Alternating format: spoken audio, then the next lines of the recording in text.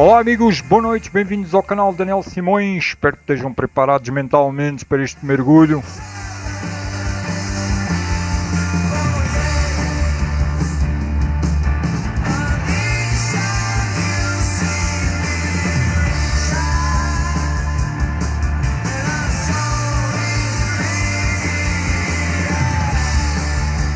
Estamos começando no estilo da live das 10 no Telegram, que acontece à segunda, quarta e sexta-feira às 10 horas da manhã, onde é um estilo mais descontraído, parece quase rádio, e eu resolvi trazer para aqui esse estilo.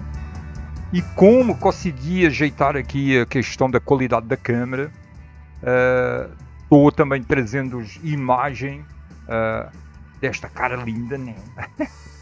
Não sei muito para onde melhorar não, mas vamos começar aqui a fazer um mergulho em informações não tão positivas, mas para ver se nós conseguimos ter também visão positiva no meio disto tudo, né? Estamos iniciando com o som de Ancient Sky.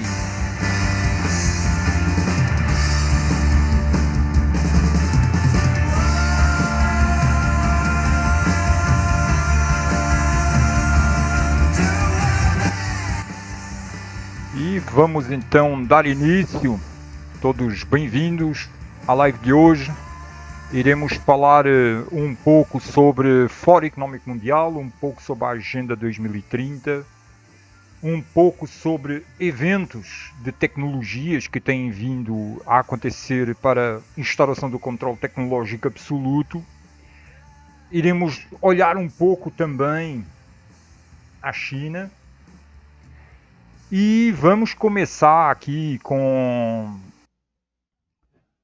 a nossa vinheta, a vinheta de abertura do canal. Sejam todos bem-vindos. Bebam água.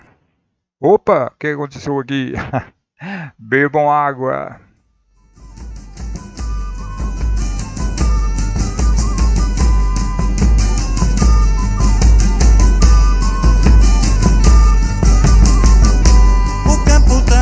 Homens, mulheres e trigo, arados, tratores, que lindas paisagens. Pardais para partidos, para tantos amores, o campo tem homens.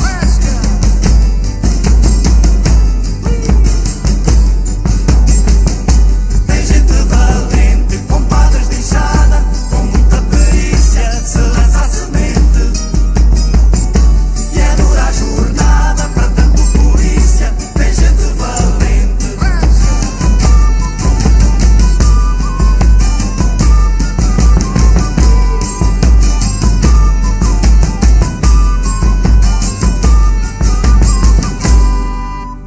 É isso mesmo, a língua portuguesa merece trabalhos assim, porque poucas traduções são trazidas para a língua portuguesa.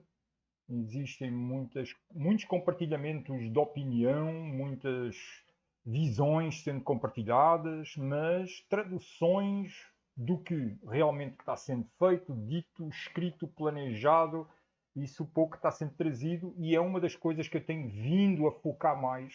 Por isso é que tenho vindo a fazer poucas lives. Tenho dedicado mais o meu tempo a criar artigos, a fazer levantamentos, e por incrível que pareça, já estamos com quase 600 artigos no blog. Não é brincadeira, não é? Existe algo que me chamaram a atenção, é que muita gente, quando abre o blog para ler um artigo, aparece um aviso de malware.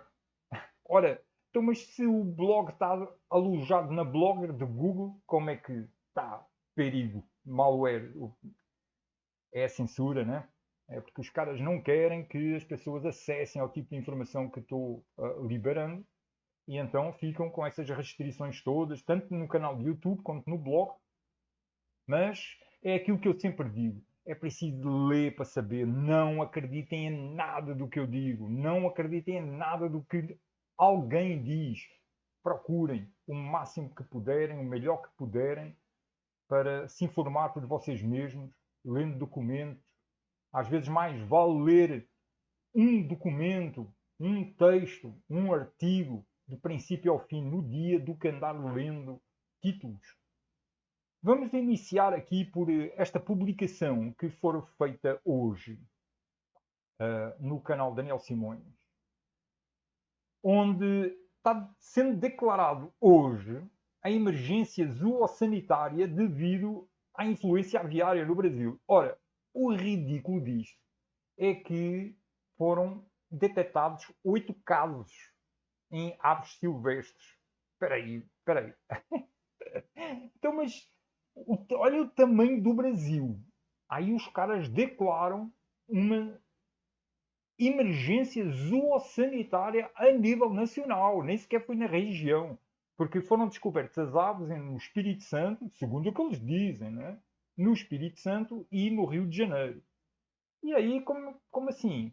Como é que aconteceu isso aí? Agora, emergência, assim, de qualquer jeito, logo a nível nacional, o que é que isso implica, afinal, não é? Por isso é que eu faço essa questão aí. O que mais parece é que está havendo um síndrome de pânico generalizado no meio dos servidores públicos da República. Porque não tem lógica um negócio desses, não é? E isso faz lembrar o que eles fizeram com a pseudo-PAN, que não estamos podendo ainda trazer muitas informações sobre isso. Tem muita informação no blog escrita. Nós, na live das 10, que acontece à segunda, quarta e sexta no Telegram, canal Daniel Simões Info, nós estamos abordando muito a questão sanitária, mas aqui ainda estamos com um aviso no canal, porque teve vídeos deletados e o canal até foi bloqueado, e então ainda estou tendo cuidado para não mencionar algumas coisas. Assim que o último aviso for liberado, eu vou fazer um levantamento sobre um vídeo, uma live aqui, sobre todos esses levantamentos e traduções do sanitarismo, para nós conseguirmos pegar uma linha de temporal, cronológica, de eventos, de documentos que têm vindo a trazer a agenda que esses caras querem implantar de controle absoluto, não é? Independentemente da agenda, seja financeira, sanitária, climática, o que os caras estão querendo é o controle absoluto e a redução populacional. Isso a gente já sabe, não é?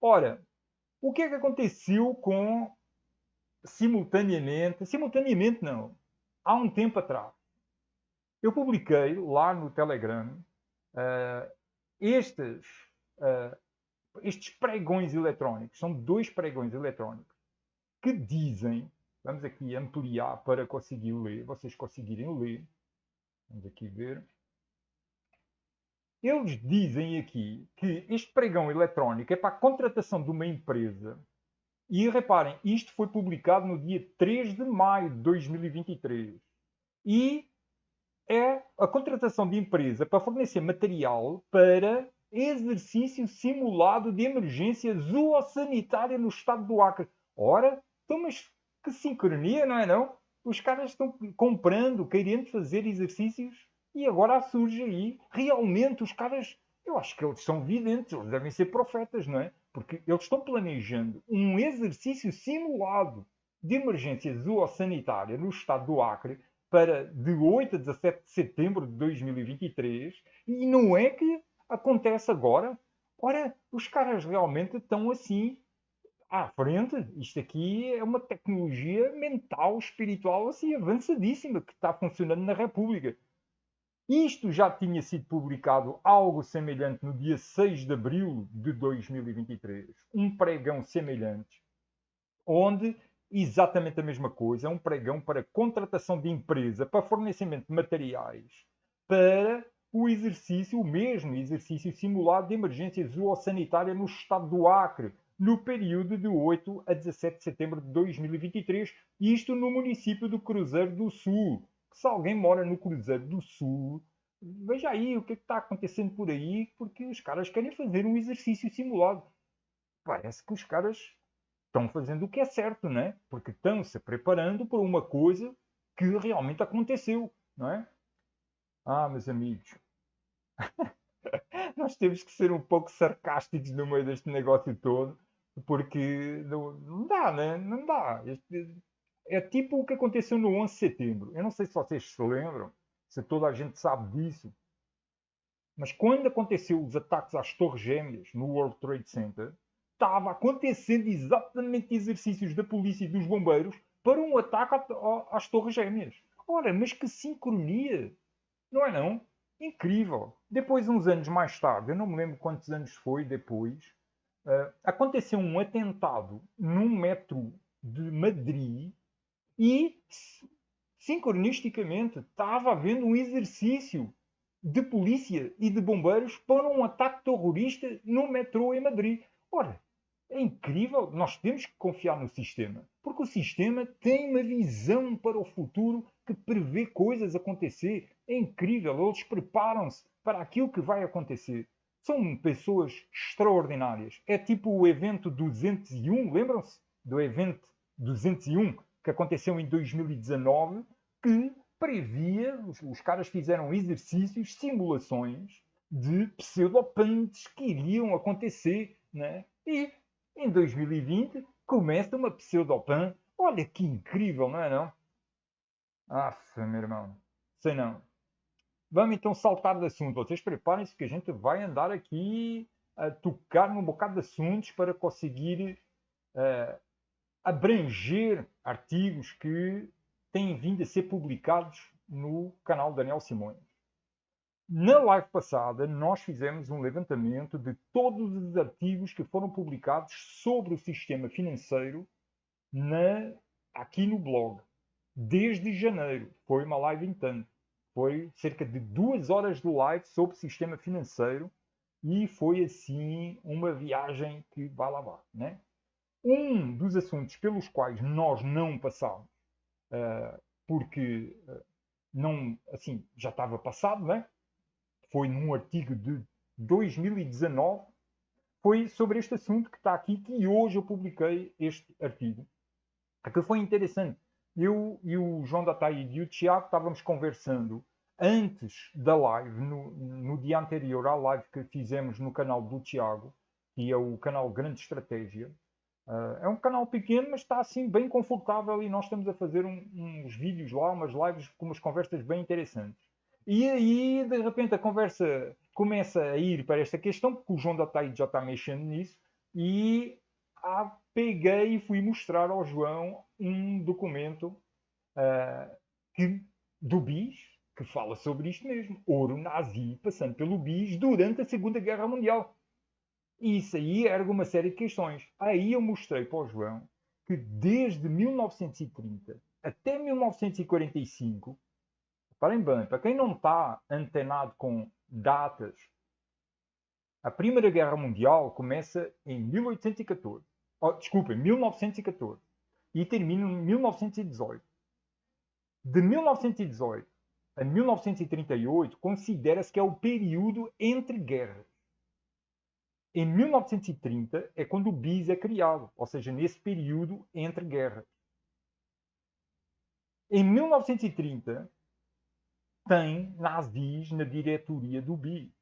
O BIS, na altura, foi criado não para ser o Banco Central dos bancos centrais, como é hoje, mas foi criado como instituição financeira através da qual a Alemanha iria pagar aos aliados as dívidas que ficou da Primeira Guerra Mundial.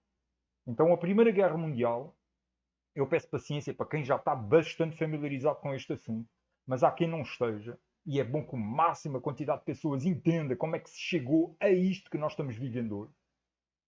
A Primeira Guerra Mundial acontece de 1914 a 1918. A Alemanha supostamente perde a guerra, fica com uma dívida gigantesca, e então, para a Alemanha fazer o pagamento da dívida aos aliados por causa da Primeira Guerra Mundial, é criado o BIS, a instituição financeira através da qual vão ser feitos estes pagamentos aos aliados. Na altura não existia Banco Mundial, não existia FMI, porque isso vai ser tudo criado em Bretton Woods, na Conferência de Bretton Woods, em 1944, ou seja, um ano antes da Segunda Guerra Mundial terminar. O que é que acontece? Desde 1930, 38, é quando começa a Segunda Guerra Mundial, o BIS tem nazis na diretoria. Depois de 38 a 1945, durante a Segunda Guerra Mundial, continua havendo diretores nazis lá dentro. Isso está registrado ali nos documentos do BIS. Aqui nós vamos ver algumas menções a isso, não completo. Talvez nós depois façamos uma live só sobre este assunto. Eu e o João e o Tiago, que nós estamos procurando mexer nisso aí, né? E aí vamos ver as coisas mais ao detalhe. Mas esta tradução deste documento mostra-nos uma coisa assim que, para a maior parte das pessoas que ainda não está completamente antenada com a grande mentira que é a história do mundo, é um absurdo. Como assim? O ouro nazi passando pelo BIS? Nazis dentro do BIS? Como assim? O BIS faz uma apresentação deste documento dizendo o seguinte: na Conferência de Londres sobre o ouro nazista, organizada pelo Escritório de Relações Exteriores e da Commonwealth, que é tipo o Tesouro Nacional do Reino Unido, de 2 a 4 de dezembro de 1997, decidiu-se compilar um guia internacional de fontes arquivísticas sobre ouro nazista e questões relacionadas. Em um seminário de planejamento para a Conferência de Washington sobre ativos da era do Holocausto, realizado em Washington em 29 de junho de 1998, foi adotada a proposta de que cada contribuição para o guia internacional fosse publicada eletronicamente em sites nacionais ou institucionais. Em conformidade com esta proposta, o Banco de Compensações Internacionais, eu deveria ter corrigido isto aqui, porque a verdadeira tradução é Banco para Assentamentos Internacionais, preparou o presente auxílio para encontrar fontes no arquivo histórico do BIS sobre as atividades do banco durante a guerra em geral e sobre a questão do ouro nazista em particular. Então, quem quiser acessar diretamente estes documentos, todos os links estão neste artigo, no blog, podem acessar para confirmar, para ler por vocês próprios. Eu sempre sugiro isso aí. Sugiro um artigo relacionado, criado aqui no blog, no dia 29 de agosto de 2019, sobre este assunto, onde se vai buscar muita tradução. Aí é que é uma tradução exaustiva de atas do Banco de Inglaterra de 1939 a 45. Quem quiser, vamos aqui abrir este artigo só para vocês terem uma ideia do trabalho que deu. Não está aqui. Eu ia mostrar a imagem, mas a imagem não está. Está sim, ó, está sim. Peraí, está sim. Legal. É muita informação, eu não tenho tudo na cabeça, não. Reparem bem, eu não sei se vocês conseguem ver bem isto aqui. Eu não consigo ampliar esta imagem. Mas estes artigos do Banco de Inglaterra, de onde tirei estas traduções, ele está escrito à máquina de escrever. Logo, não tem como copiar isto aqui e lançar no tradutor Google para traduzir automaticamente e depois fazer correções, que é o que eu costumo fazer. Não, eu tive que pegar nisto aqui e tive que transcrever, digitar tudo à mão. Por isso é que quando eu lanço neste artigo aqui, lança tradução deste documento do Banco de Inglaterra sobre o ouro nazi no BIS, eu apresento o texto assim, a imagens, para que ninguém copie. Normalmente eu deixo tudo disponível para poderem usar, mas isto aqui eu olhei e disse assim, não, este aqui, se alguém quiser usar este texto, vai ter que fazer o mesmo que eu fiz. Vai ter que pegar e escrever. Vai ter que ter o trabalho de escrever. Está aqui, está disponível, está em domínio público para quem quiser. Mas se alguém quiser usar na língua portuguesa, vai ter que escrever, ter o mesmo trabalhinho que eu tive. E está aqui descrito detalhadamente também nos arquivos históricos do Banco de Inglaterra, que, como diz ali em cima, são de 39 a 45, ou seja, são arquivos do Banco de Inglaterra durante a Segunda Guerra Mundial, que contam os movimentos, registraram os movimentos do ouro nazi, passando pelo Banco de Inglaterra e passando pelo BIS. Ora, como assim? Como é que anda o ouro nazi a passar? Só uma curiosidade aqui, vou fechar este artigo e continuar aqui onde nós estávamos. que é a tradução de outro documento. Este documento está no BIS, aquele que nós estávamos vendo agora está no Banco de Inglaterra, e ainda tem um vídeo, né? Que vocês podem procurar no blog, aqui no canal de YouTube, procurar por este vídeo que está na playlist do BIS, o Nazi do BIS. O documento ao qual eu estou mencionando agora, referindo, que é sobre o BIS, intitula-se Informações mantidas no arquivo do BIS sobre ouro saqueado pela Alemanha nazista durante a Segunda Guerra Mundial.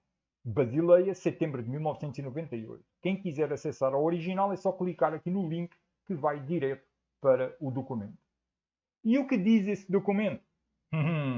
A visão geral a seguir lista, isto já está, é a tradução do documento, lista por número de classificação uma seleção de arquivos e registros mantidos no arquivo do BIS que são mais relevantes para o estudo das transações financeiras internacionais durante a Segunda Guerra Mundial em geral e a questão do ouro saqueado pela Alemanha nazista em particular. E diz aqui, Grupo de Registro 1, Organização e Gestão do BIS. E aí começa. Como é que eles dizem? Ou seja, no Grupo de Registro 1, na parte de Organização e Gestão do BIS, para quem quiser acessar, descobrir, ir atrás destes documentos, tem que ir atrás destes números de referência que estão aqui. E detalhe, estes documentos nem todos estão em domínio público. Muitos deles, para nós conseguirmos ter acesso, temos que fazer uma requisição ao BIS por escrito. O BIS vai examinar quem nós somos, a que instituição é que estamos ligados, para que é que nós estamos querendo esses documentos, para então decidir se libera ou não libera esses documentos. O mesmo tipo de procedimento nós encontramos na Comissão de Títulos e Câmbios dos Estados Unidos. Tem documentos, por exemplo, o documento de registro da República Federativa do Brasil como empresa na SEC dos Estados Unidos não está em domínio público. Tem um link para pedir. Eu nunca pedi, porque eu não estou legível para fazer esse tipo de pedidos. Não tenho nem como. Outro exemplo. Eu fiz um levantamento de registros do Brasil dentro dos arquivos da família Rothschild. A família Rothschild tem um arquivo gigantesco que está dividido, se não me engano, em 7 partes, porque é muito grande. Reparem, a família Rothschild tem negócios e história no mundo todo. Os arquivos da família estão divididos em 7 partes. Se não me engano, são 7 partes. Uma das partes é só para o Brasil. Como assim? Olha bem isso que eu estou dizendo. Hein? Uma das partes dos arquivos da família Rothschild é só para o Brasil. Tem mais de 15 mil documentos. Eu não consegui ver nada. Porquê? Porque é exatamente a mesma coisa. É preciso preencher um formulário de requisição desses documentos.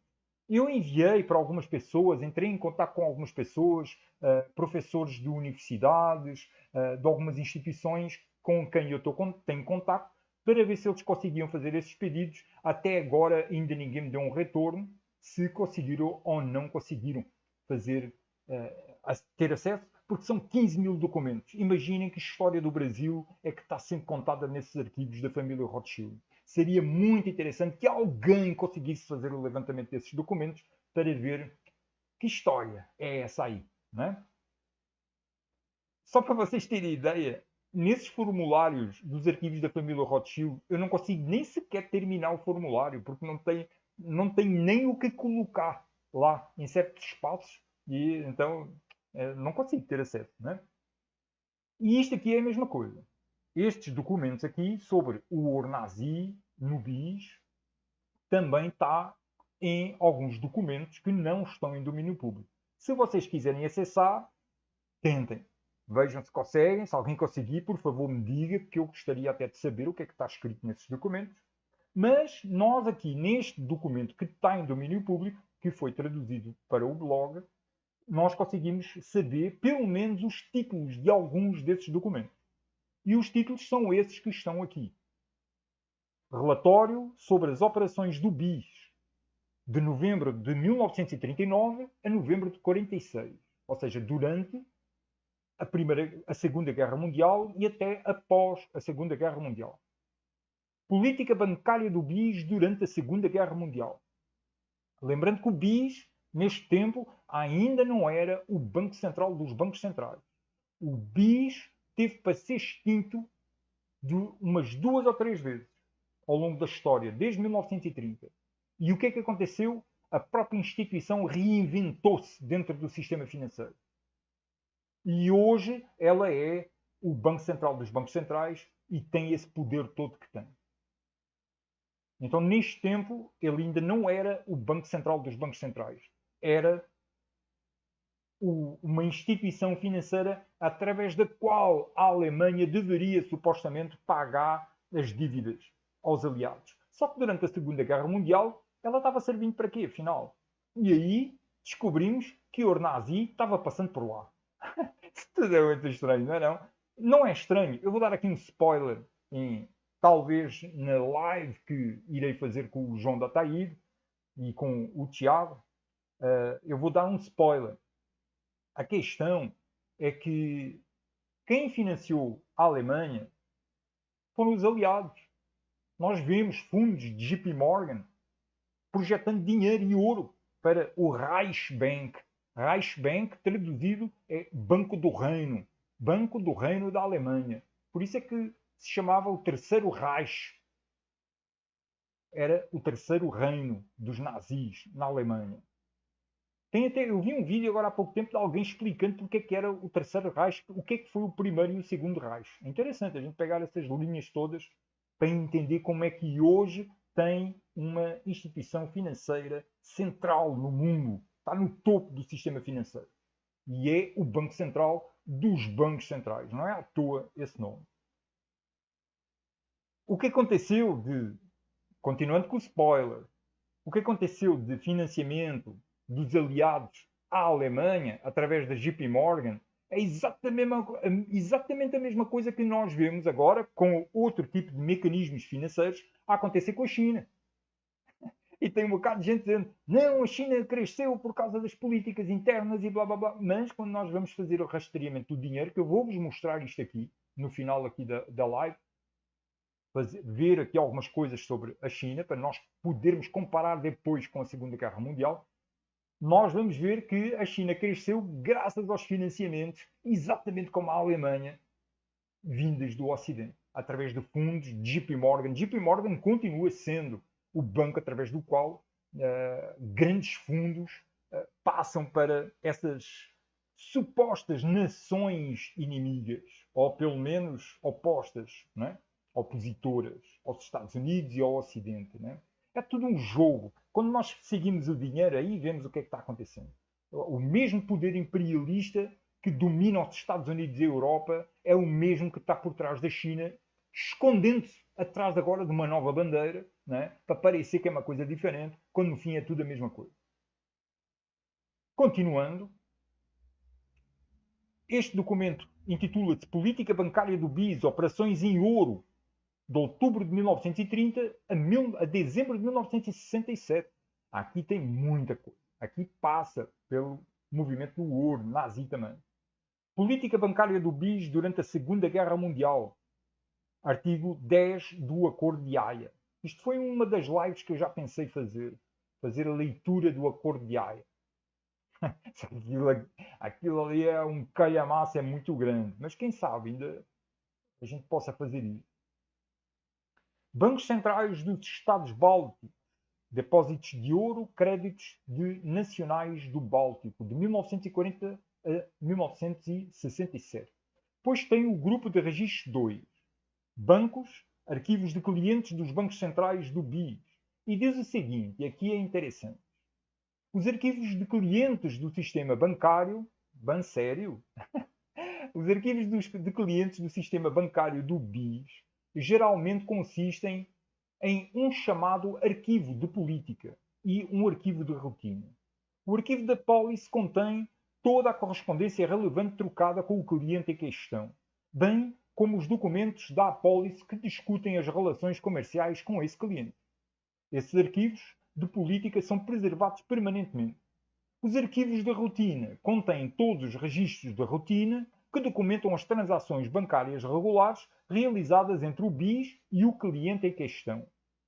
Boletos bancários, confirmações de transações, extratos de conta. Ora, são estes tipos de documentos que nós encontramos em relação ao cliente Reichsbank, o Banco do Reino. Hoje já não se chama assim, não é? Hoje chama-se Bundesbank, que é o Banco Federal da Alemanha, não é?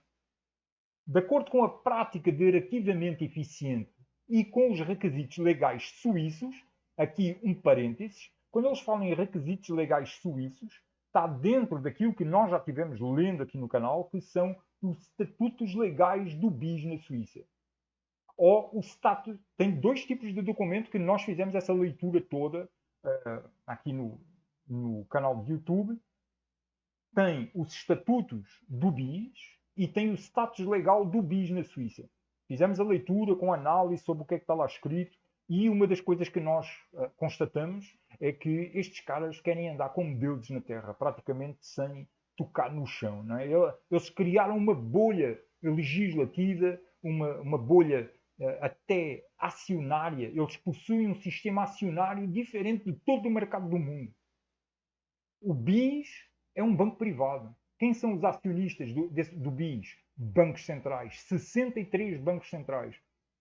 Só que as ações que esses bancos centrais têm do BIS não são ações que estejam dentro do mercado de acionário do mundo. É uma bolha diferente. Os caras criaram uma bolha legislativa, judicial, acionária, até polícia própria os caras têm. Só para verem bem, assim, não tem como tocar no BIS, porque o que funciona ali, funciona lá dentro. Não tem nada institucionalmente fora do BIS que tenha viabilidade para fazer um julgamento, fazer uma consultoria, uma assessoria, deixa-me escolher aqui a palavra, fazer uma investigação, uma supervisão do BIS. Não existe instituição no mundo que esteja elegível para fazer um negócio desse.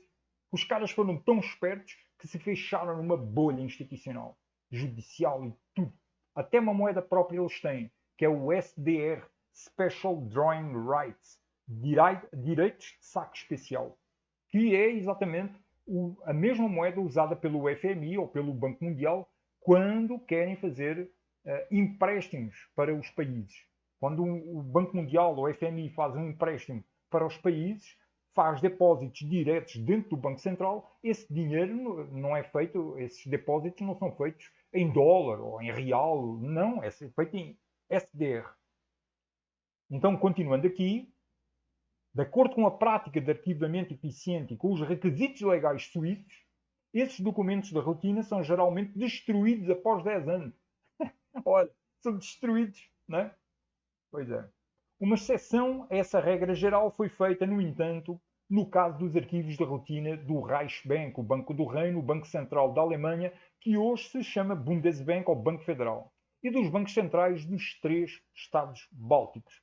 Ora, voltando aqui só um pouquinho atrás, devido a estes requisitos legais suíços, que destrói estes documentos após 10 anos, é por isso que repetidamente coloco nos artigos do blog dizendo que ainda considero a Suíça como um paraíso fiscal. A Suíça não mais é considerada um paraíso fiscal desde 2014. Mas para mim isso aí não vale, porque nós não conseguimos fazer levantamentos para trás. Deixaria de ser um paraíso fiscal se abrisse o jogo. Mas não abre não. Pelo contrário, os caras têm essas políticas aí que simplesmente destroem os documentos.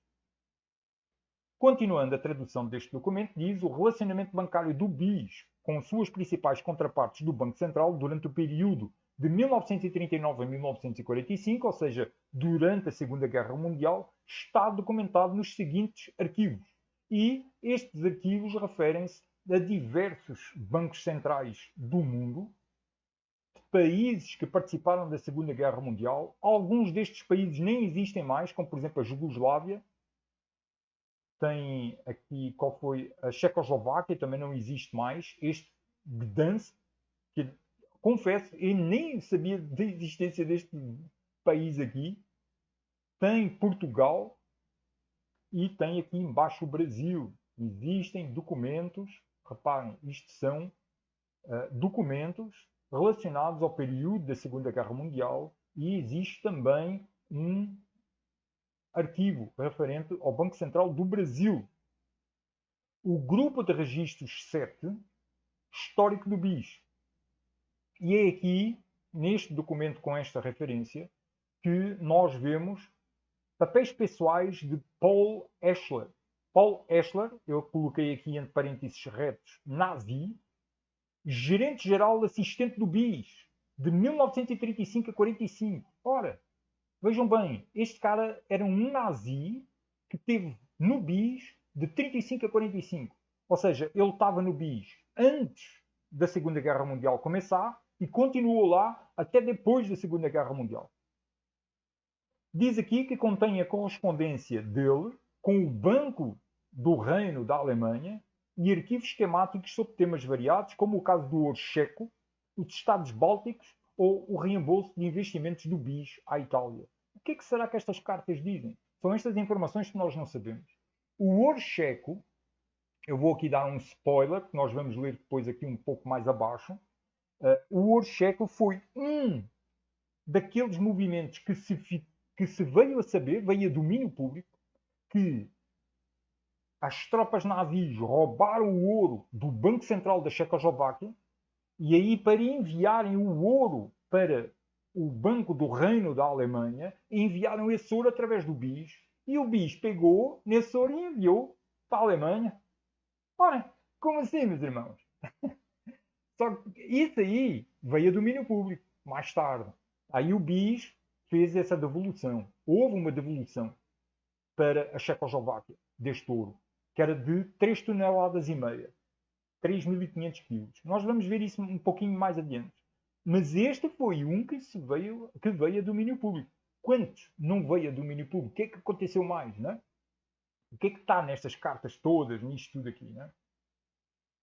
Documentos pessoais de Roger Aubin, não sei bem como é que se lê isto, gerente-geral do BIS, 38 a 58. Tem a correspondência de Aubin, vou ler assim, não deve ser Aubin, isso é soa francês e o cara é Roger deve ser americano, com o governador do Banco da França, bem como tabelas que mostram movimentação do ouro na conta do BIS, de dezembro de 1937 a dezembro de 1946, e um arquivo temático sobre a investigação do pós-guerra sobre a origem do ouro recebido pelo BIS do Banco do Reino da Alemanha. Então, espera, aqui já estamos a ver um movimento. Tem movimento, que eu já dei o spoiler, da Checoslováquia, através do BIS, para o Banco do Reino da Alemanha, e aqui está mencionando um outro movimento que teve a origem no Banco da Alemanha. Foi um movimento inverso. Para onde é que foi esse dinheiro? Esse ouro? Não está aqui explícito, né? Só diz que é o ouro recebido pelo BIS do Banco da Alemanha, o Banco do Reino. Então já temos aqui dois movimentos de ouro nazi através do BIS. Papéis pessoais de Thomas McTrick, presidente do BIS de 40 a 46. Ou seja, este cara pegou parte da Segunda Guerra Mundial e um pós-Segunda Guerra Mundial. Diz que esses papéis estão preservados na Universidade de Harvard, que tem o mesmo requisito para conseguir acessar a eles, Biblioteca Baker, Coleções Históricas, Boston, Estados Unidos. Uma cópia em microfilme está disponível para consulta no BIS, contendo a correspondência privada e comercial de McTrick, bem como os arquivos temáticos sobre a administração do BIS durante o período de 40 a 46. Documentos pessoais de George Royot, gerente adjunto do departamento bancário do BIS, de 30 a 66. Este cara pega todo um período bem grande, que vai desde a criação do BIS, passa pela Segunda Guerra Mundial, passa pela Conferência de Bretton Woods e vai atravessar uma série de eventos. Não é? Por exemplo, o grupo de Bilderberg foi criado em 1954. Não é? Este cara passa por isso tudo aí. Criação do Banco Mundial, FMI, o grupo G10, um bocado de coisas. Contém arquivos cronológicos e temáticos sob a administração e atividade comercial do BIS durante o período de 1930 a 1966. Questões específicas. Ouro saqueado. Aqui é o checo. Acho que é este que é sobre a Checoslováquia. Não, não é não. Este ainda é o outro. Que é aqui que a gente vai ver no terceiro movimento. Trata-se de um arquivo do pós-guerra compilado principalmente entre 45 e 48, documentando a investigação sobre a origem do ouro recebido pelo BIS do Banco do Reino durante a guerra. Esta investigação, conduzida em nome da Comissão Tripartida do Ouro, identificou 3,7 toneladas de ouro recebidas pelo BIS como parte do ouro saqueado pelos alemães dos bancos centrais belga e holandês. Ou seja, então já está aqui um terceiro e quarto movimento. Temos ouro roubado à Checoslováquia, que passa pelo BIS para o banco alemão. Temos depois este belga e holandês, que já são três, e temos este aqui em cima, que era ouro que veio do Banco da Alemanha, passando para o BIS, mas não diz para onde é que ele vai. Né? Estas 3,7 toneladas foram posteriormente restituídas integralmente pelo BIS ao TGC, que é isto, a Comissão Tripartida do Ouro, ao abrigo de um acordo assinado em Washington em 13 de maio de 1948. Registros gerais do Departamento Bancário e Secção de Contabilidade. Diz aqui listas de barras de ouro recebidas pelo Banco do Reino durante a Segunda Guerra Mundial e são títulos só. Departamento Bancário, livros de contratos, 1931 a 49, registro cronológico de todas as transações bancárias realizadas pelo Departamento Bancário do BIS. Departamento Bancário, currículos semanais, de 1938 a 49, extratos semanários de transações bancárias, contabilidade, cadastro de ouro, contas encerradas, ouro em poder do BIS, por depositante e localidade. Contabilidade, ouro destinado aos bancos centrais, contas totais de 35 a 50. E contabilidade, extratos mensais de 30 a 50. Um balanço do BIS no final do mês. E aqui termina a tradução deste documento. O BIS ainda publica uma história do BIS durante a Segunda Guerra Mundial de 39 a 48. Eu não vou ler, apesar de não ser muito grande, não vou ler, porque que eu quero passar para mais assuntos, mas quem quiser ler esta história do BIS, que ele conta aqui, entre no artigo para poder acessar. Então, vamos então partir para a próxima. Só aqui beber um pouquinho de água. Vamos aqui ver como é que faço isto aqui. Tipo rádio mesmo, para não ser muita coisa aqui. Está muito alto.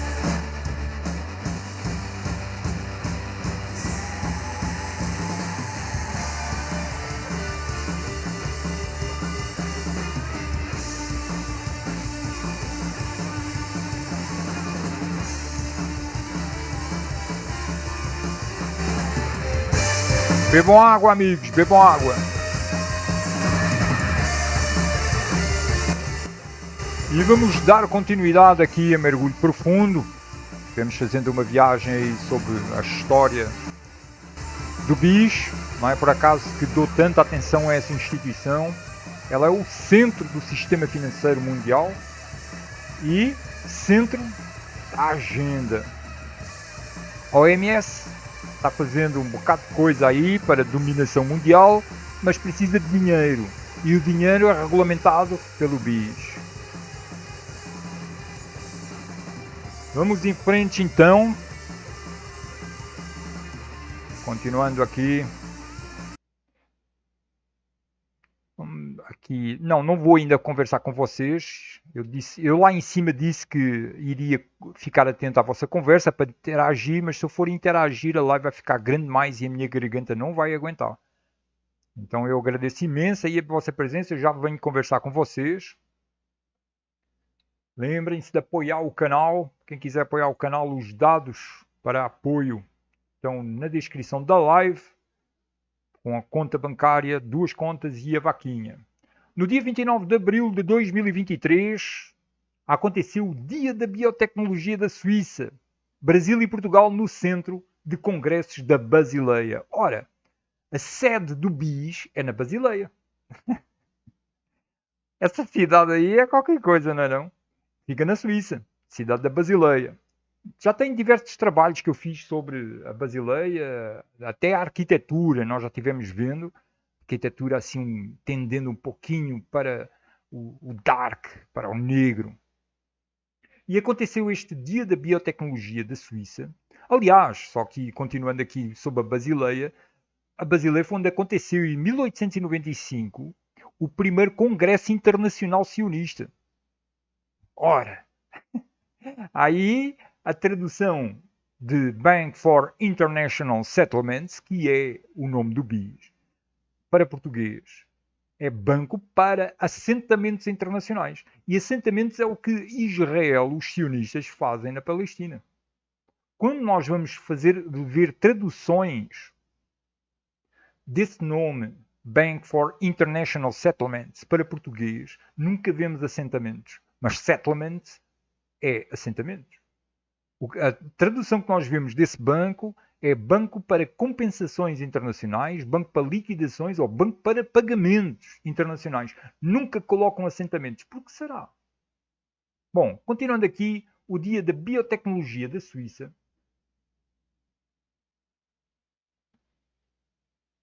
Vamos aqui saltar a introdução que eu fiz.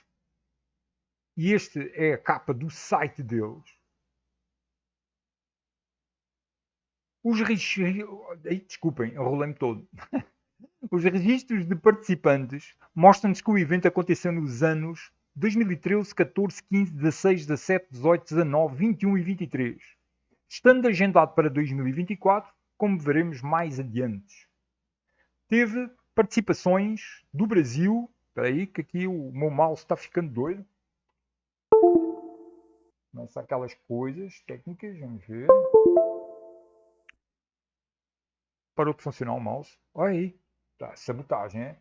A esta altura do campeonato. Olha aí. Parou de funcionar o mouse.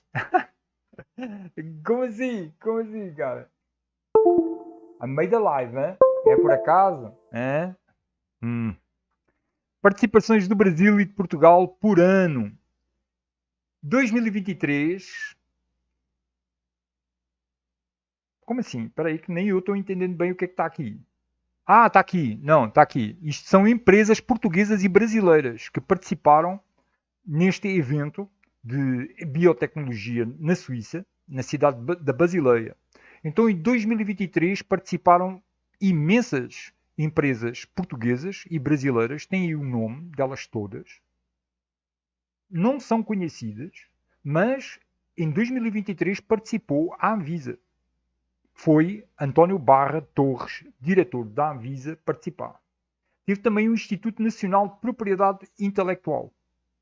O Sindusfarma teve, não sei se é a Ordem de Advogados, não sei, SP, talvez não seja, talvez seja um escritório de advocacia. Teve a Rede Brasileira de Inovação Farmacêutica, ou seja, mais instituições, não é? Aqui Distribuição e Serviços Internacionais Limitada, mas é uma empresa, Magna Sourcing.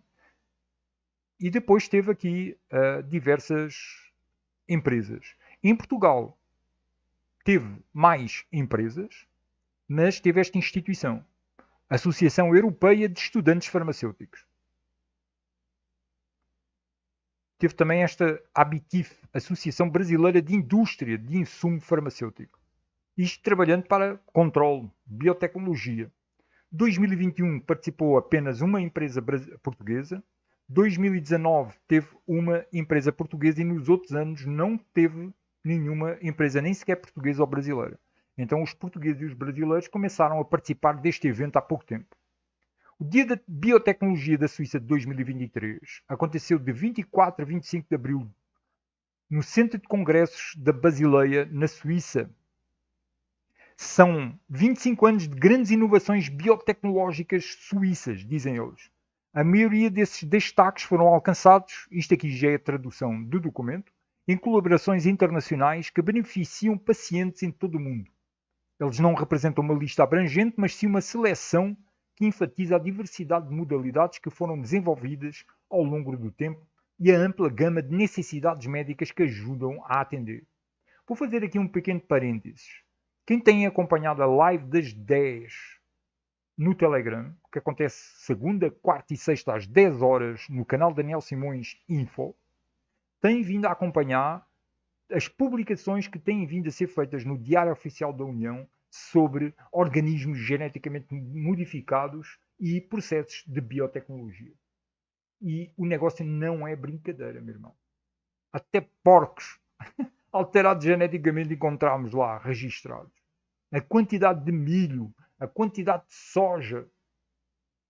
Não é brincadeira.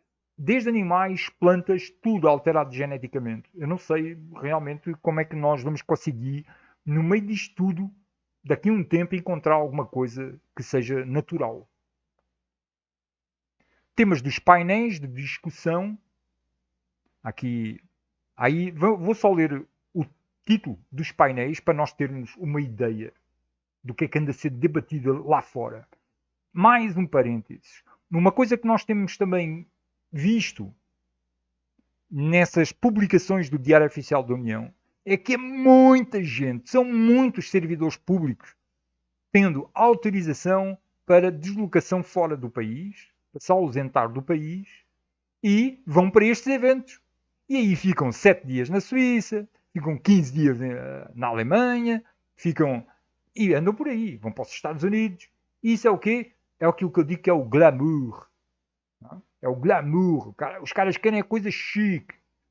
Vão primeira classe de avião, aí ficam em hotéis, vão ficar hotéis de fraca qualidade? Claro que não. E vão jantar onde?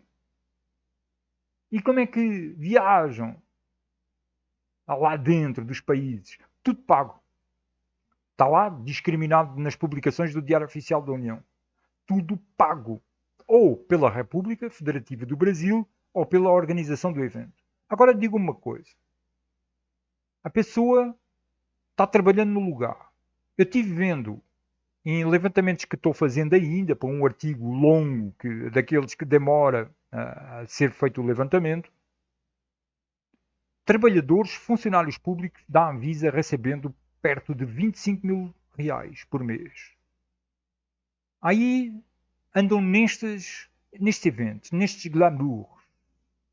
Palmadinhas nas costas, tráfico de influências, apertos de mão, não é? Troca de favores, cocktails, banquetes, roupas finas. Quem é que não quer? Quantos é que dizem que não querem isso por causa da consciência? Quantos?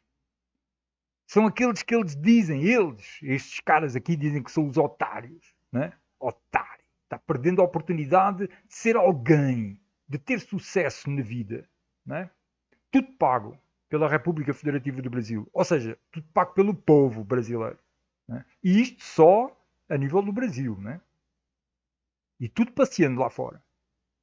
Então, os títulos como é que se chama aqui? Dos painéis de discussão foi Quebrando Fronteiras, o surgimento da medicina regenerativa, tecnologias digitais e genómica. Impulsionando a medicina de precisão usando dados multinível.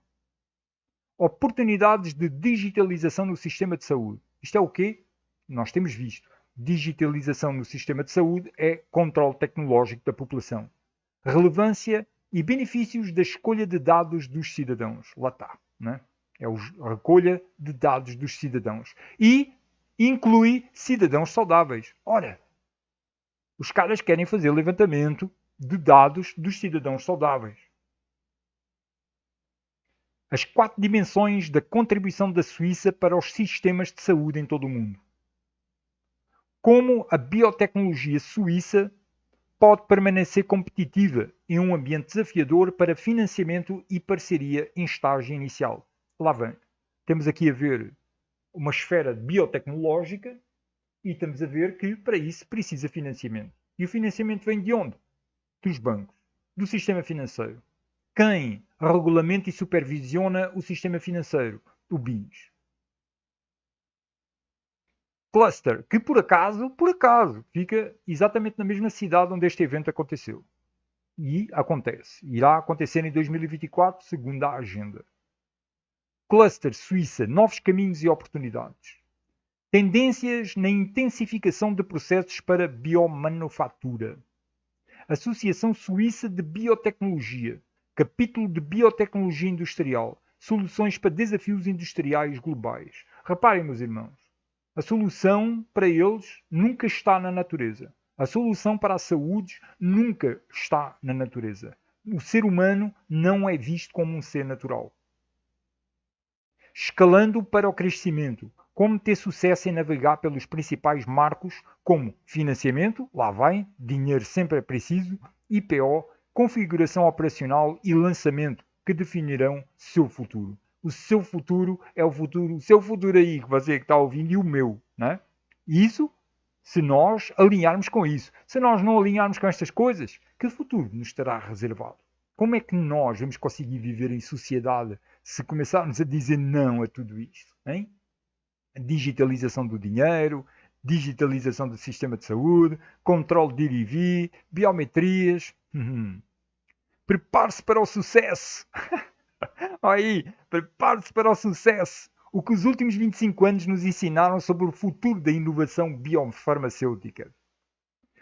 Plano de evidências integradas. Um acelerador. Temos vindo a falar sobre o que são aceleradores. Aceleradores são grupos de trabalho que estão, digamos, integrados dentro de outros grupos de trabalho, observando o trabalho desses últimos para identificar como é que se pode acelerar o processo de alcançar os objetivos sobre alguma coisa. Nós encontramos aceleradores dentro do sistema financeiro, por exemplo. Encontramos aceleradores dentro da implantação da Agenda 2030 nos países. Encontramos aceleradores dentro do sistema sanitarista. São grupos de trabalho que ficam observando como é que os outros estão trabalhando e identificam como é que se pode acelerar o processo para alcançar os objetivos. Então, neste caso aqui, este IEP, Plano de Evidências Integradas, é um acelerador para o desenvolvimento de medicamentos e acesso ao mercado. Terapias RNA. Uau! Ora, nós estivemos já vendo, né, que já existem mais de 80 injeções preparadas pela Moderna, mRNA, para tudo o que é doença. Bom, a gente não pode desenvolver muito ainda sobre esse tema. O curto, o longo e as terapias RNA na edição de genoma tornaram-se amplamente conhecidos por meio das vacinas baseadas em mRNA para combater a pandemia de Covid-19. Bom, estou falando assim porque não estou indo contra o que eles dizem que é certo. Capítulo da Associação de Biotecnologia da Suíça. Automação de laboratório de diagnóstico e análise. Automação laboratorial e diagnóstica além de 2030. Da bancada ao negócio, passos para trazer sua startup de desenvolvimento para uma organização comercial. Envolvimento precoce de reguladores para oferecer inovação aos pacientes. Compartilhamento de experiências entre Swissmedic Suíça e Anvisa Brasil. Reparem, tem um painel específico para o Brasil. Vamos ler. Swissmedic na Suíça e Anvisa no Brasil são reguladores reconhecidos internacionalmente. Eles desempenham um papel fundamental no apoio às PMEs e PID, que eu não sei agora o que significa, em biotecnologia, deve ser pequena e média empresa, né? E em biotecnologia na preparação de ensaios clínicos e na entrega eficaz de terapias inovadoras e confiáveis aos pacientes. Os reguladores estão interessados em se envolver com PIDs de tecnologia em um estágio inicial para aumentar as chances de conformidade com os requisitos regulatórios. Swissmedic e Anvisa discutirão suas experiências e apresentarão pontos de acesso.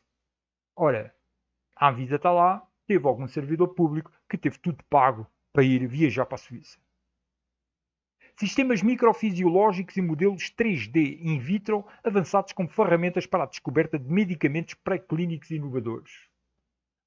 Revolução da terapia celular e genética. Eu estou começando a pensar se não estou tocando aqui na fronteira para a censura, né? Como a Suíça pode permanecer na vanguarda? Vindo do exterior, como é entrar na indústria de ciências da vida na Suíça? empreendimentos construtores, talento em biotecnologia como a Suíça brilha, biotecnologia em estágio avançado, criando valor por meio do desenvolvimento de negócios, microbioma, a emergência de um novo paradigma de tratamento em uma ampla gama de áreas de doenças, do diagnóstico precoce ao acesso a tratamentos para doenças raras, perspectivas europeias e americanas. Bom, vamos ver se isto aqui tem só mais dois. Alimento para reflexão, tendências em tecnologia de saúde do microbioma e velocidade para clínica. Eles ainda chamam a aldeia global. Aí continua aqui mais alguns títulos. Teve delegações presentes da Índia, Saxónia, Brasil, Orgeon, China, Espanha, Canadá, Queensland, Taiwan e Tailândia. Acho que não tocamos em pontos sensíveis, não é? Porque o YouTube está muito sensível, não é? Com isto, feito doido, fiz um levantamento que publiquei no dia 8 de maio de 2023 de uma coisa que me lembrei. Comecei, através desses levantamentos que tenho feito no Diário Oficial da União, que têm vindo a ser publicados quase diariamente no canal Daniel Simões Info, que é daquelas coisas para quem realmente quer ler informação e estar antenado com alguns detalhes. Aí eu comecei a reparar que toda a República Federativa do Brasil ela está trabalhando com sistemas da Google, Microsoft e Apple, essencialmente. Isso aí, o que é que revela? Uma dependência institucional. E não será que é um ponto vulnerável para a segurança nacional? Se tudo o que está sendo feito dentro dos diversos departamentos da República está sendo feito com tecnologia da Silicon Valley e de Microsoft, Apple e isso tudo, então como é que fica isso aí? Como é que fica? Então o que nós fizemos foi levantamento. Eu não vou ler, quem quiser ler com mais detalhe pode vir aqui no artigo. Coloquei por ordem cronológica a busca por termo Google e nós começamos a ver as coisas que, por exemplo, aqui a Federação Nacional dos Trabalhadores Seletistas na Cooperativa do Brasil, usando o Google Meet para fazer reuniões. Temos o Conselho Regional de Engenharia e Agronomia. Ora, a comida, não é? O gado, plantações, tudo isso são, digamos, áreas militarmente estratégicas, não é? De um país. Isso está sendo feito usando serviços do Google G Suite Basic. O Conselho Regional de Farmácia do Estado do Pará está usando o Google Workspace Business Starter e armazenando informação em nuvens da Google. Ora, aí fica a pergunta: quanto é que estas empresas estão sabendo sobre toda a movimentação da República Federativa do Brasil? Não é? Nós encontramos universidades, até Ministério Público Militar. Vemos aqui Procuradoria-Geral da Justiça Militar, usando softwares da Microsoft. Isto tudo está nas publicações do Diário Oficial da União. O Conselho Regional de Contabilidade do Estado da Bahia está usando o Microsoft 365 Business. Bom, se eu estou lendo Business, então tenho que ler 365. Né? E fica a pergunta, não é? Fica a pergunta. Até o Senado está usando o Microsoft Office. Tudo isso. Hoje em dia, para usar o Microsoft Office, eu não acredito que o Senado Federal esteja usando o Microsoft Office como eu utilizo, que é craqueado, né? Sem licença, porque não vou estar a fazer esse tipo de coisa. Eu não acredito que o Senado utilize como eu. Eu acredito que o Senado esteja com a licença para usar o Microsoft Office. Isso tudo fica armazenado dentro da nuvem da Microsoft. Ora, imaginem. A Microsoft e a Google já estão trabalhando com inteligência artificial. Não sabemos até que nível, não é? Os caras vão lançando assim umas coisas para fora, não é? Como é que... Qual o poder que está na mão destas empresas de tecnologia? E isto estamos só vendo a República do Brasil. E fora as repúblicas do mundo todo. E usando as tecnologias da Microsoft, da Google, da Amazon. E aí, como é que fica? Será que estas empresas estão armazenando informação sobre os governos? E que tipo de informação? Será que está havendo espionagem no Brasil? Ora, não sejamos inocentes, não é? Essa pergunta é retórica, mas nós sabemos muito bem a resposta, não é? Olha aí, o gabinete do ministro, não é? Usando Android. Que tal? Prefeitura, Conselho Regional de Medicina, usando Android. O Zoom é muito usado também. Neste caso aqui, é uma comissão para a fundação dos sindicatos magistrados do Brasil, usando o Zoom. Conselho Administrativo de Defesa Económica e por aí vai, né? Conselho Regional de Contabilidade. E eu só fiz um levantamento aqui em 2023. Reparem bem, eu só fiz em 2023. Porque se for fazer para outros anos, é muita coisa, mas é muita coisa, muita publicação mencionando Microsoft, Google. Depois deste artigo, ainda andei um tempo fazendo publicações com estas palavras-chave, mas eu desisti disso, porque é tanta publicação mencionando estas ferramentas sendo usadas pelos diversos departamentos da República, que não vale a pena, está aqui, está explícito, não é? Que vulnerabilidade é essa? Incrível isso aí, não é não? E aí, estão aguentando? Estão aguentando? Vamos em frente, meus amigos. Ora, aqui começamos a entrar por assunto mais pesado, né? No dia 22 de abril de 2023, publiquei este artigo. Pedofilia. ONU defende aprovação legislativa.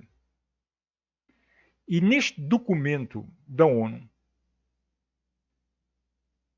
intitulado Os princípios de 8 de março para uma abordagem baseada nos direitos humanos ao direito penal, prescrevendo conduta associada a sexo, reprodução, uso de drogas, HIV, sem teto e pobreza. Publicada pelo Programa Conjunto das Nações Unidas sobre HIV/AIDS, a UNAIDS, o qual é patrocinado por 11 organizações. E aí tem as siglas delas. A ACNUR, Unicef, PAM, PNUD, UNFPA, a UNODC, ONU Mulheres, a Organização Internacional de Trabalho, Unesco, OMS, Banco Mundial. E diz o seguinte, no princípio 16, conduta sexual consensual. A conduta sexual consensual, independentemente do tipo de atividade sexual, sexo, género, orientação sexual, identidade ou expressão de género das pessoas envolvidas ou o seu estado civil, não pode ser criminalizada em hipótese alguma. Relações sexuais consensuais entre pessoas do mesmo sexo, bem como relações sexuais consensuais entre sexos diferentes, ou relações sexuais consensuais com ou entre pessoas trans, não binárias e outras pessoas do género diverso ou fora do casamento, pré-matrimoniais ou extraconjugais, nunca podem, portanto, ser criminalizadas. No que diz respeito à aplicação da lei penal, qualquer idade mínima prescrita de consentimento para o sexo deve ser aplicada de forma não discriminatória. Como assim? Como assim? Qualquer idade mínima? A aplicação não pode estar vinculada ao sexo, género dos participantes ou idade de consentimento para o casamento. Como assim? Além disso, a conduta sexual envolvendo pessoas abaixo da idade mínima de consentimento para o sexo prescrita domesticamente pode ser consensual de facto se não for legalmente. Meus amigos, estamos entrando aí para onde? Isto publicado pelas Nações Unidas.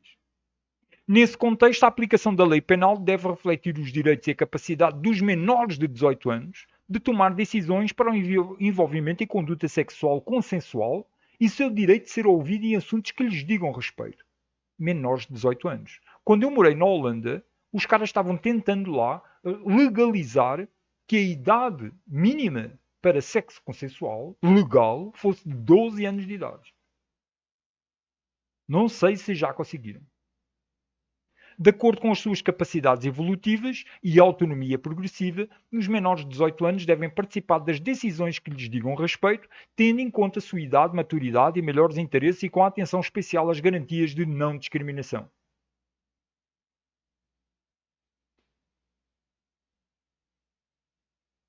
Deixa eu ver se alguma coisa mais significativa.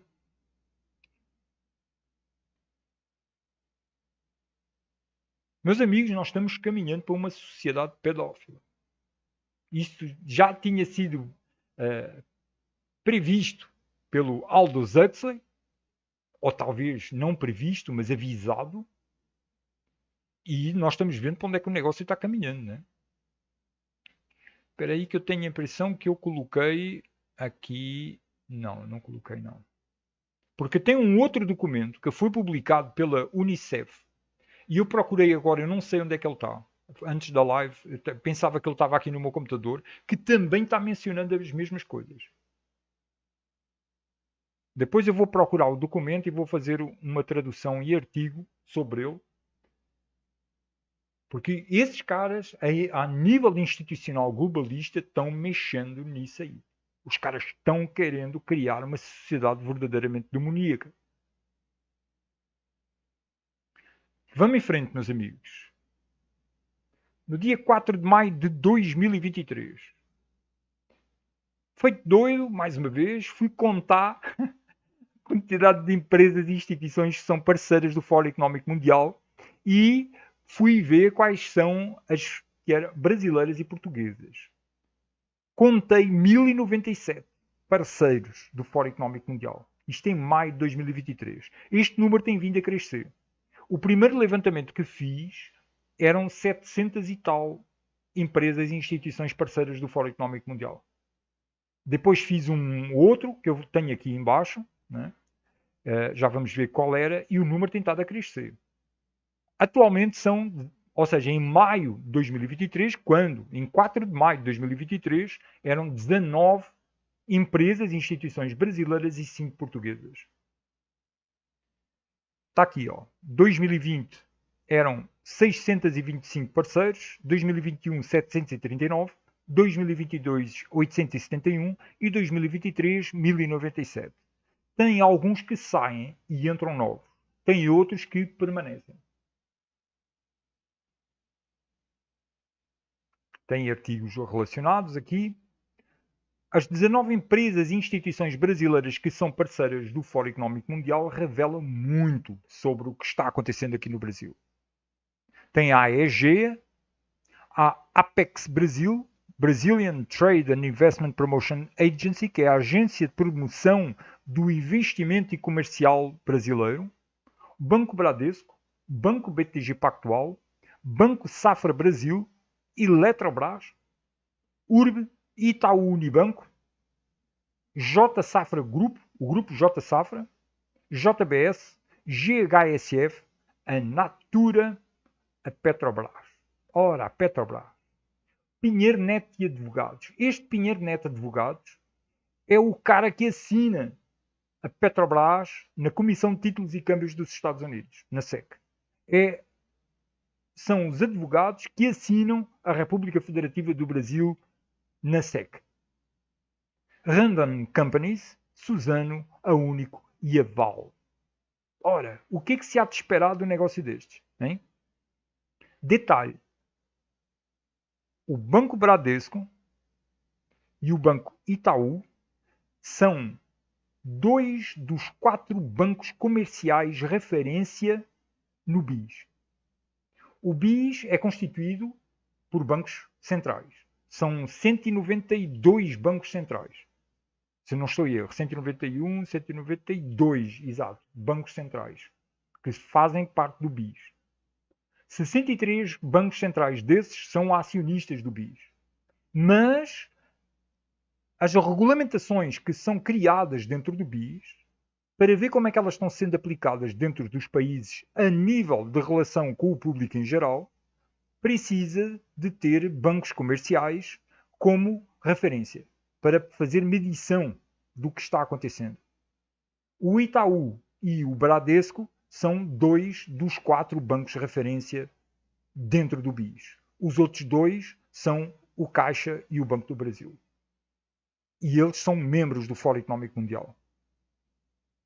As 5 empresas e instituições portuguesas são a EDP, que é a empresa de energia de Portugal, a Galp, que é uma empresa de combustíveis e gás, Jerónimo Martins, que, se não estou em erro, é o dono de grandes superfícies comerciais, a Sonai, que não me lembro o que é, e a VDA Legal Partners, que também não sei o que é, mas desconfio que seja advocacia. Destas 1097 empresas e instituições parceiras do Fórum Económico Mundial em maio de 2023, destaquei algumas em negrito. Vamos aqui ver quais foram os que destaquei. A Amazon. Ora, a Amazon é uma das que está fornecendo a tecnologia para a República Federativa do Brasil. Vem em frente. A Apple. A AstraZeneca. Ora, a AstraZeneca é parceira. Bill e Melinda Gates Foundation. Espera aí, que a gente deve ter passado aqui por banco, não? Exatamente. Aqui, ó. Ah, sim, são os brasileiros, claro. Podemos seguir em frente. Bill e Melinda Gates Foundation. Bloomberg. Para quem não sabe, a Bloomberg é uma plataforma com informações de mercado e bolsa, sediada nos Estados Unidos, se não me engano, em Nova York. Vamos ver outros destaques destes parceiros. Podia destacar muito, agora passou-me aqui ó, o Banco Europeu de Reconstrução e Desenvolvimento. Mas vamos aqui a outras. Google. Ora, o Google, como nós vimos, é o que está fornecendo as tecnologias para a República Federativa do Brasil. E é membro do Fórum Económico Mundial.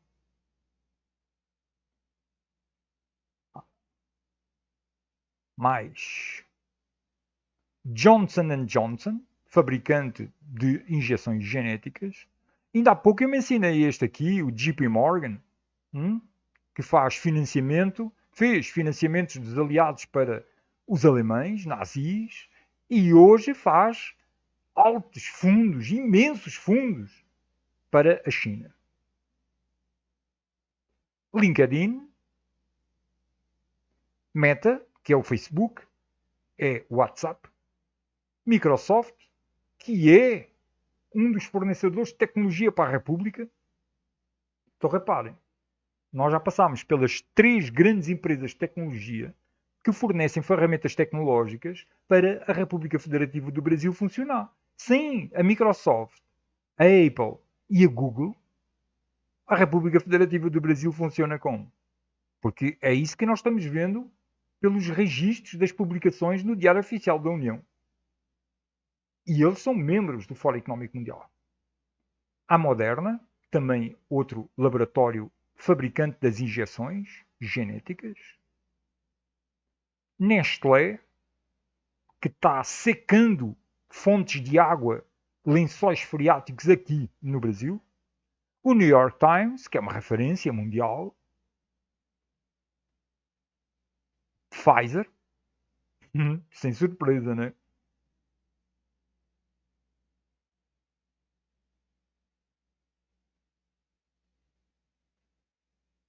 Coca-Cola. A Lego, que é para as crianças. Por isso é que a Lego está tendo hoje construções alusivas à agenda LGBT. O TikTok, a revista Times, não sei se tem mais algum, e a Insect. Ainda vou fazer e a Zoom. Ainda vou fazer, está anotado, um artigo sobre esta empresa. Insect é uma empresa, como o nome diz, está trabalhando para inserir insectos na alimentação do mundo todo.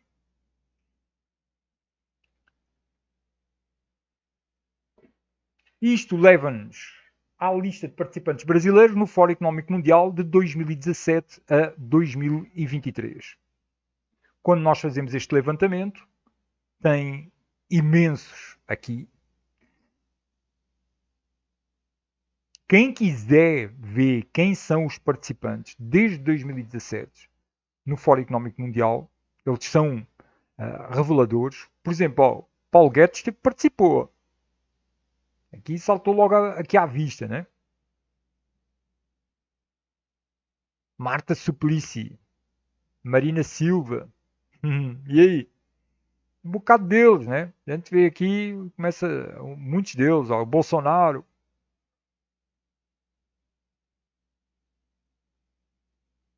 E aqui, não. Ó, aqui o ex-ministro da Saúde, Luiz Henrique Mandetta. O Eduardo Bolsonaro, o filho do Bolsonaro. Eu já mostrei que o Lula também já participou. Tem registro como membro lá. Aliás, o Lula tem 2 registros no Fórum Económico Mundial. Tem 2 páginas dedicadas a ele, diferentes. Fiz também o levantamento das publicações do Diário Oficial da União mencionando o Fórum Económico Mundial. Quem quiser, como vocês podem ver, é grande. Olha aqui, ó. É grande. Quem quiser, para conseguir ficar antenado dos movimentos todos que têm vindo a ser feitos, a esse nível, pode vir aqui no artigo e ler. Vale a pena. Eu estive lendo isto tudo. Para fazer o levantamento, li, né? Olha, a gente fica, assim, reúne um bocado de elementos para construir aquilo que é o tema da live de hoje, não é? O grande mapa da nova ordem mundial. Nós vamos construindo pedacinho por pedacinho, artigo por artigo, levantamento por levantamento. O que é isto aqui? Ah, este aqui. Sim, sim, afinal eu tenho. Ah, estava era no lugar errado, este documento aqui. Então, já vamos olhar para ele melhor. Eu vou botar aqui mais um pouquinho de som para nós podermos beber água e para eu também descansar um pouquinho a garganta, que já está com 1h30 de live. Agradeço a todos a presença. Volto em alguns segundos.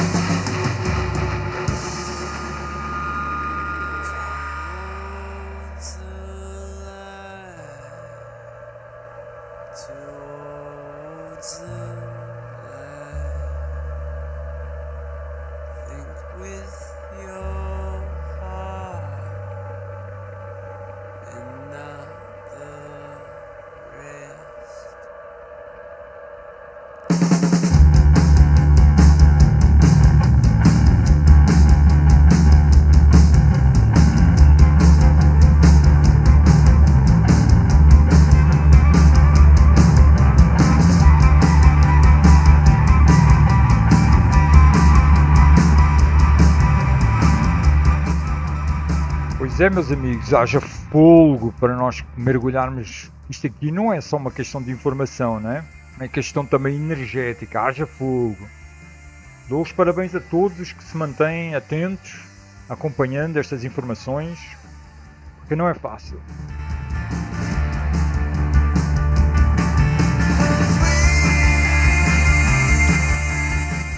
E vamos aqui dar uma espreitadela neste documento, que foi o que eu mencionei há pouco, como o documento criado pelo... Opa, não era isto que eu estava querendo.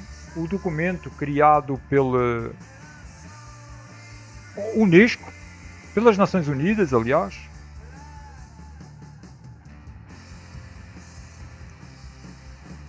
Que diz... Um guia técnico internacional para a educação sexual. Quando nós colocamos aqui children, crianças, ora, aparecem 157 menções a crianças aqui. Deixa eu ver se eu consigo me lembrar onde é que é. Será que era na página 24? Já não me lembro onde é que dizia. Então vamos aqui olhar deste jeito. Um pouquinho para quem quer. Página 24 seria. Vamos aqui olhar. Onde é que diz aqui menção a criança? Aqui.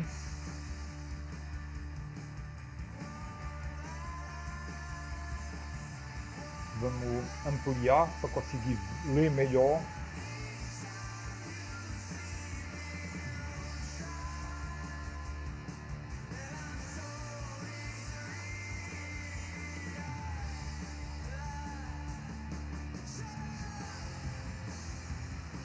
Não estou agora, acho que é aqui. Exatamente, é aqui.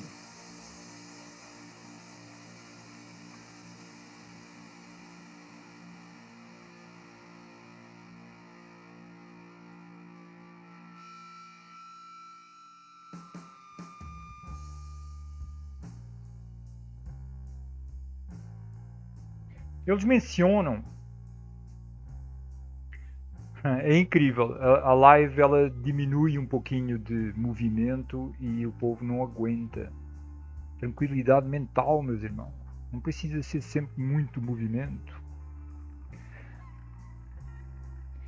Eu não estou conseguindo encontrar aqui. Lá está. Eu vou ter que fazer este trabalho não aqui, porque eu ainda não estou completamente familiarizado com este documento. Irei fazer tradução de algumas partes deste documento para nosso esclarecimento, porque não é brincadeira. Os caras estão aqui falando em relações sexuais com crianças e jovens. Depois eu vou olhar isto melhor. Ainda lembrando, e eu estou vendo que eu falei que iria mostrar aqui, ficou no título, né, da live, Rússia e China, mas já vai com 1h30 de live e eu não quero estender muito mais a live. Vamos talvez guardar esse assunto para outra live, é muita informação. No dia 6 de abril de 2023 foi lançado este artigo, Unesco Internet para a Confiança 2023, o fim da liberdade de expressão, onde nós vemos que o programa Internet para a Confiança da Unesco, que visa a regulamentação da internet mundial, tem 3 financiadores. A União Europeia, o Programa de Multidoadores sobre Liberdade de Expressão, Segurança e Jornalismo da Unesco, e Instituto Alana, que é uma instituição brasileira. Ora, reparem bem, isto é lançado pela Unesco, tem a União Europeia, tem uma parte que é a Unesco, um departamento da Unesco, e uma instituição brasileira. Porquê uma instituição brasileira? Por que não de outro país?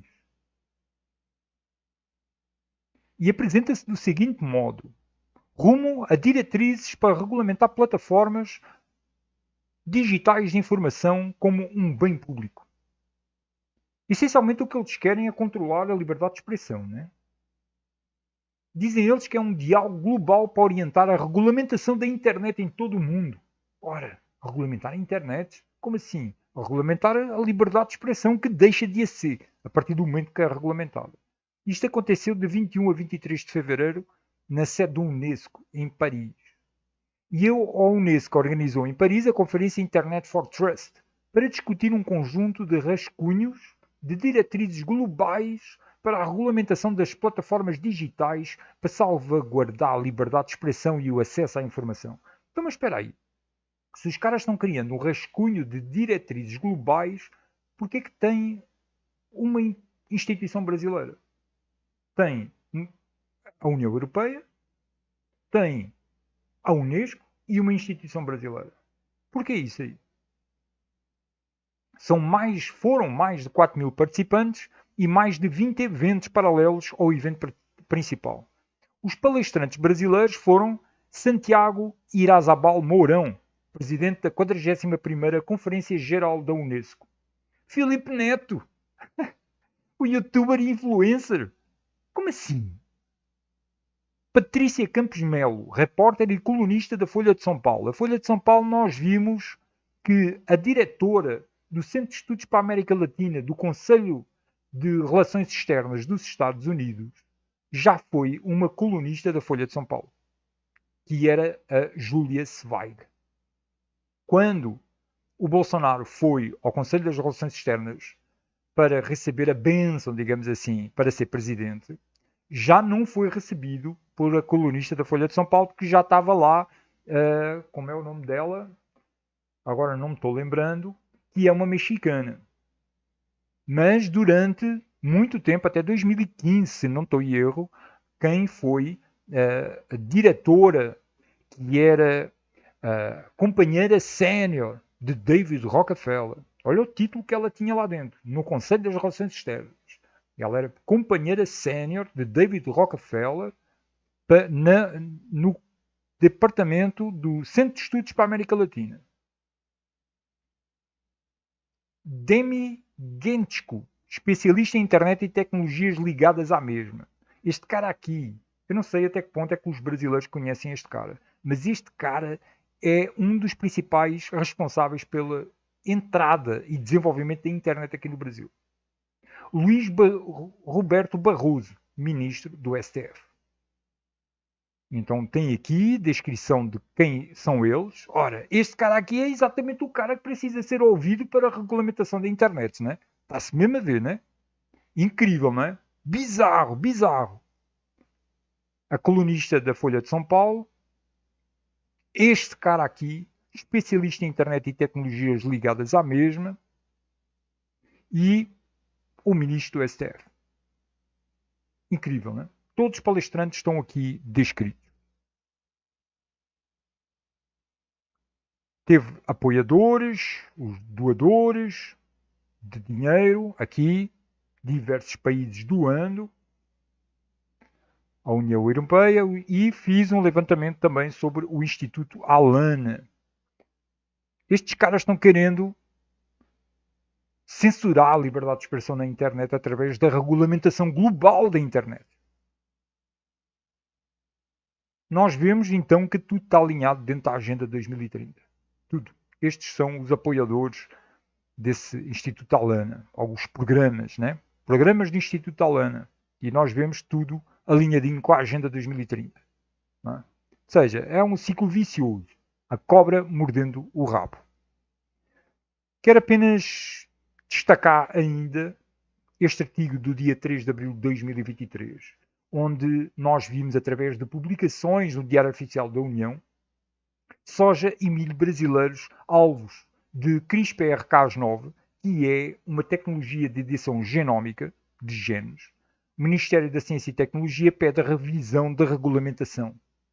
E é através deste pedido de revisão da regulamentação que nós sabemos que este tipo de edição genómica está acontecendo no milho e na soja no Brasil. Para quem quiser ter mais informação, acessar este artigo e ler, porque tem várias menções à tecnologia CRISPR-Cas9 dentro do Diário Oficial da União, em várias coisas. Meus amigos, eu vou ver agora, falar um pouquinho com vocês aqui, ver o que está sendo falado. Agradeço imenso a presença de todos. Apoie o canal precisa, eu preciso do vosso apoio financeiro mesmo, para continuar com este trabalho. É muito trabalho. Vou fazer mais lives agora. Fazer live no canal da Cibele e no canal do Tiago Abreu motivou-me também para eu continuar recomeçar a fazer lives, porque não estava fazendo quase live nenhuma, né? Porque o meu forte mesmo são estes levantamentos doidos, né?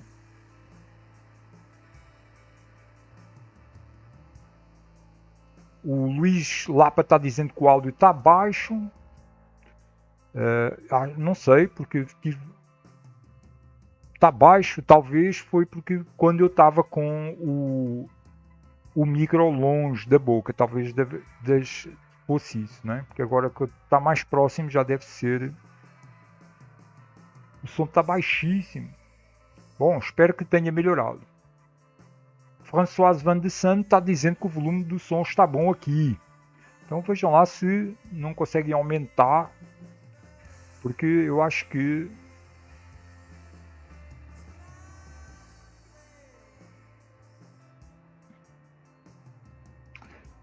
sim, muita farsa aí no 11 de setembro.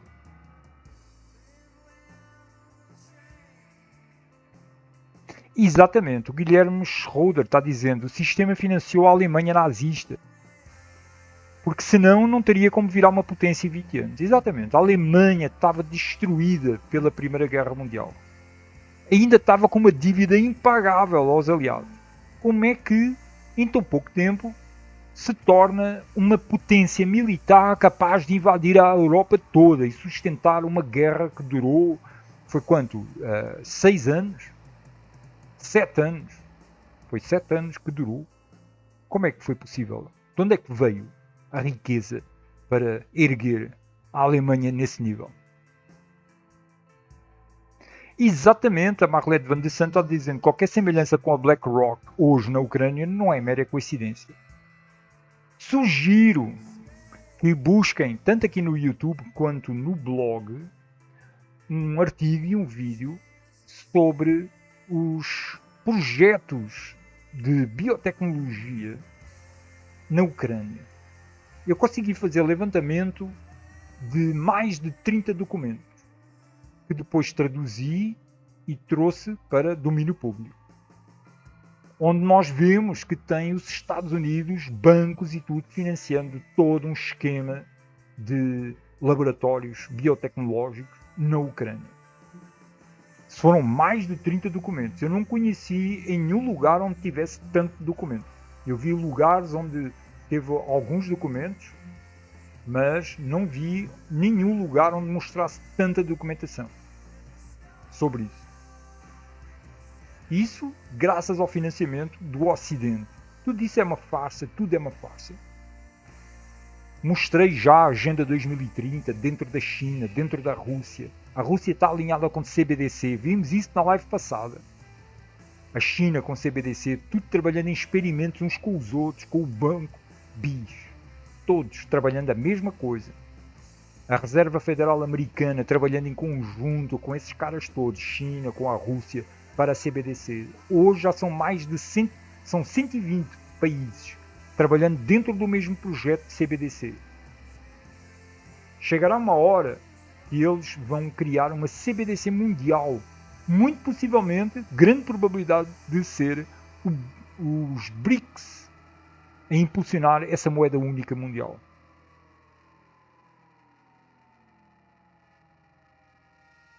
O Mateus Duarte diz: mas o Reich não ficou conhecido justamente por não ter ouro e ter criado o padrão de trabalho sob o fundamento de sua moeda?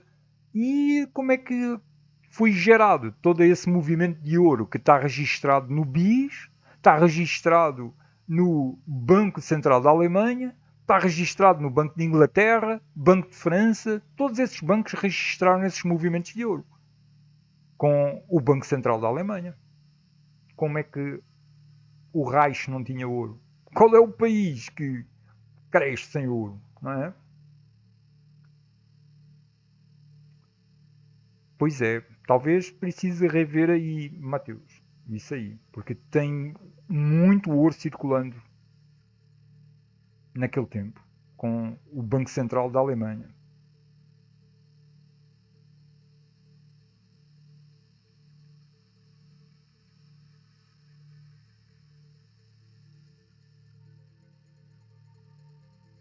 Sim, hoje teve bastante gente assistindo, conseguiu chegar perto das 100 pessoas assistindo. Isso foi bom, é bom. Sim, o Alberto Pagnocelli está dizendo que é novo no canal e gostou da didática trabalhando direto com documentos. Aqui trabalha-se com documentos oficiais. Eu trabalho com levantamento de documentos, mostro a fonte sempre, não fico colocando, digamos assim, muitas projeções, muitas possibilidades. Claro que sempre se coloca alguma possibilidade, opinião, né? Mas sempre baseado em documentos a este nível, né? A nível de geopolítica, essencialmente trabalha-se em cima de documentos, traduções, porque de outro jeito a gente não sabe o que é que os caras fizeram ou estão fazendo ou o que é que pensam fazer, né? Exatamente. Fontes primárias, Marlene, é isso mesmo.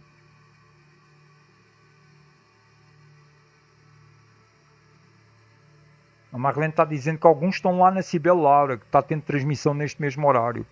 Eu não sabia, porque não tem como eu saber o horário de lives de toda a gente, né? Se a gente for ficar tomando atenção para não coincidir horários com outros canais, então não faz live, porque está sempre canais a ter live, né?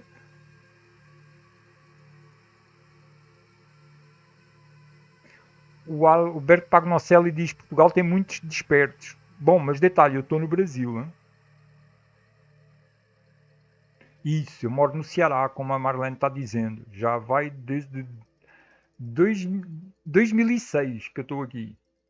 Já vai um bocado de tempo, né? Já são 17 anos. O Thor Formigieri diz: governo mundial privado que sequestrou todos os países do mundo através da dívida. E quem são eles? Os falsos judeus da sinagoga de Satanás. A máfia casariana que ainda mata crianças em sacrifício. Está vendo? É logo tacar o pau para bal, né? É mesmo. Olha, é uma coisa, o povo começa a dizer, isso aí é teoria. Mas, cara, quando a gente começa a procurar esse tipo de informação, é inevitável, vai sempre parar nos caras.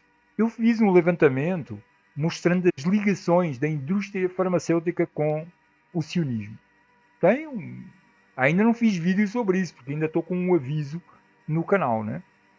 Mas tenho o artigo já feito e pode ser que depois eu traga uma live trazendo isso tudo de uma vez. Não sei se essa live vai ficar no ar, se o canal depois se aguenta, né? Mas é inevitável, isso vai dar tudo sempre nos mesmos, é incrível, né?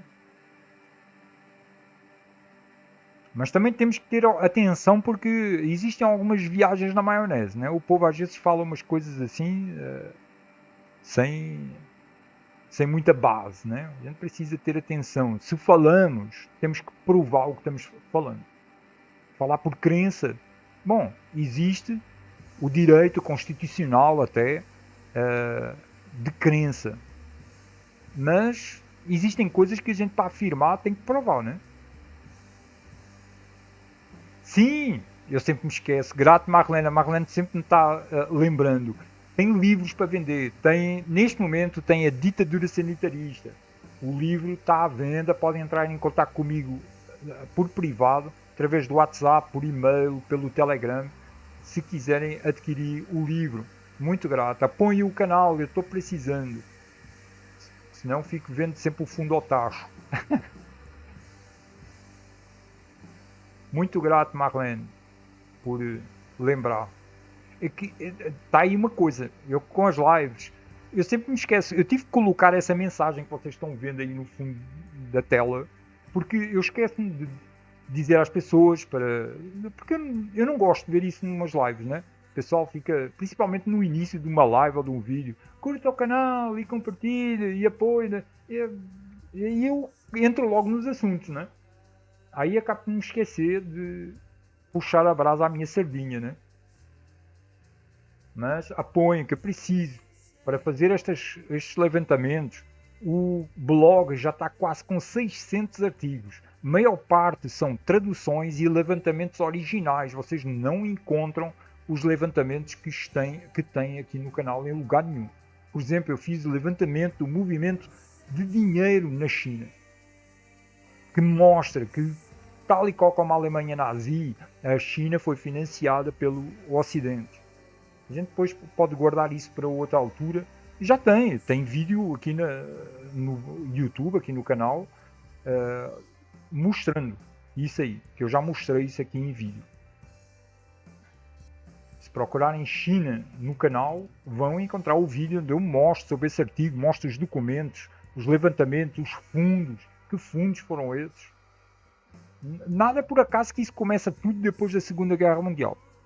a Revolução Vermelha, a invasão ao Tibete, toda essa questão aí, nada é por acaso começar depois da Conferência de Bretton Woods. Nada é por acaso, meus amigos.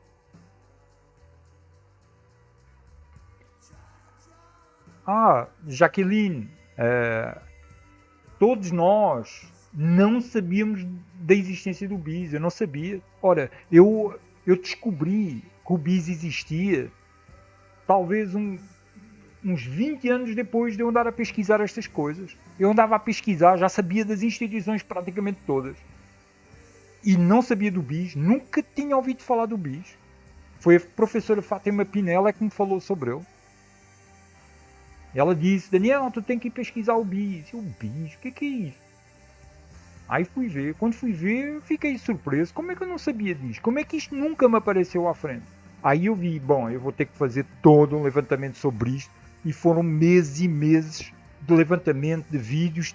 Tanto que tem uma playlist só dedicada ao BIS. Para nós entendermos profundamente o centro do sistema financeiro. E está diretamente ligado com o movimento sionista e a criação do Estado de Israel, com a Segunda Guerra Mundial, está diretamente ligado com tudo isso com o BIS. Não é por acaso que a sede do BIS é na mesma cidade onde acontece a primeira Conferência Internacional de Sionista. Não é por acaso.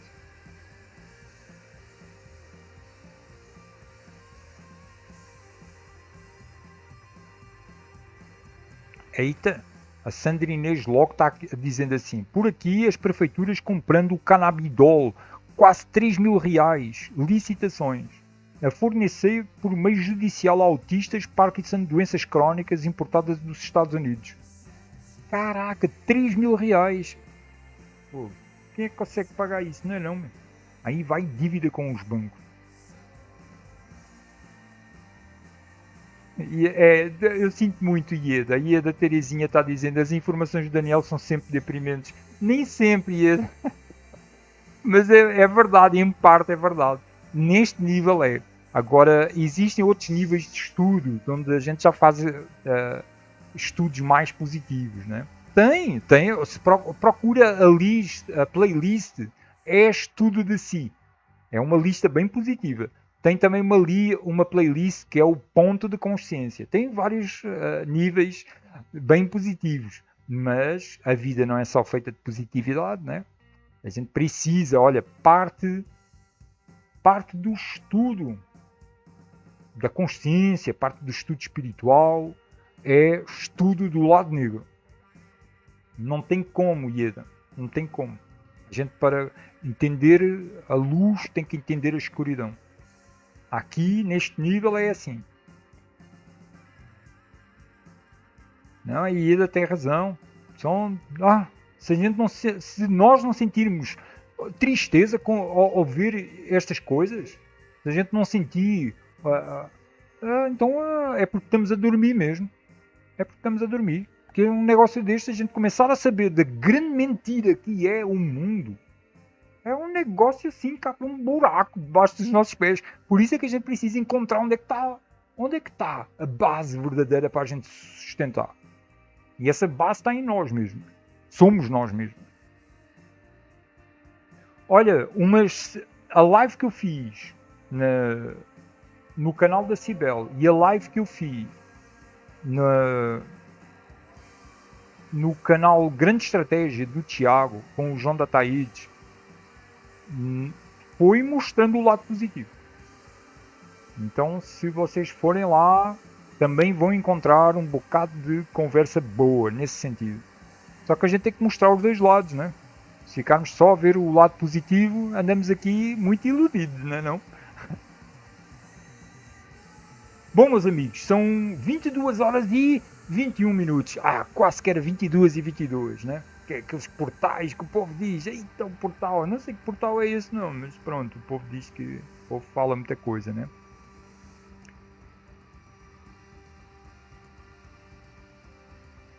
O Marcos Vinícius de Souza pergunta, pelo que entendi, de nada nos interessaria torcer por uma direita ligada ao Bolsonaro, é isso? Meu amigo, eu resumo isso dizendo-lhe assim, é tudo farinha do mesmo saco.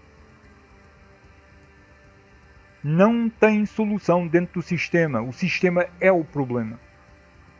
O sistema é a manifestação dos corações corruptos.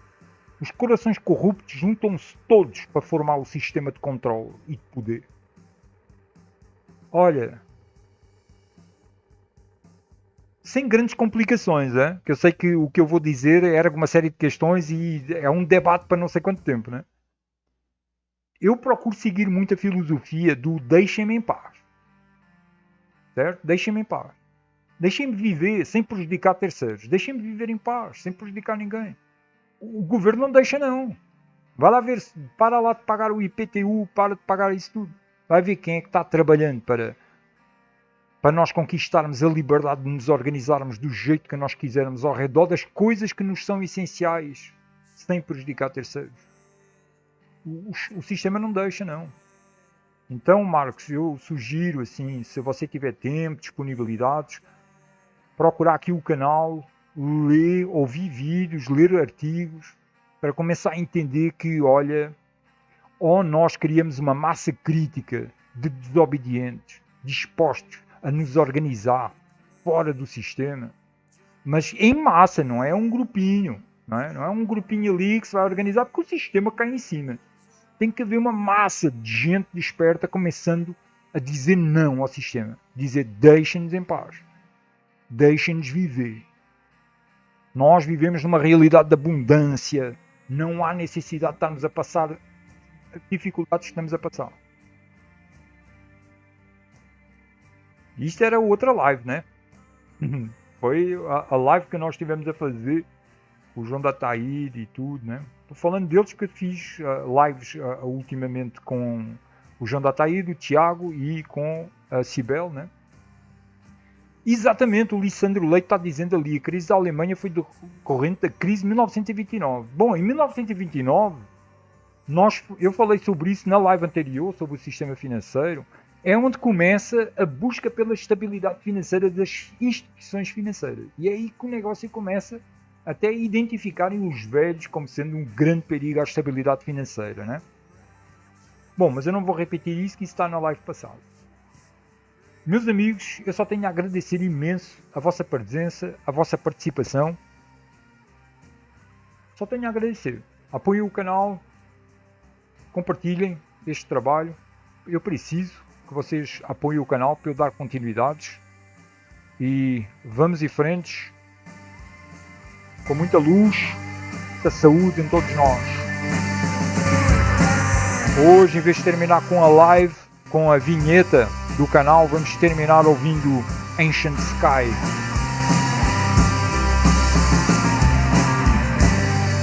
Show.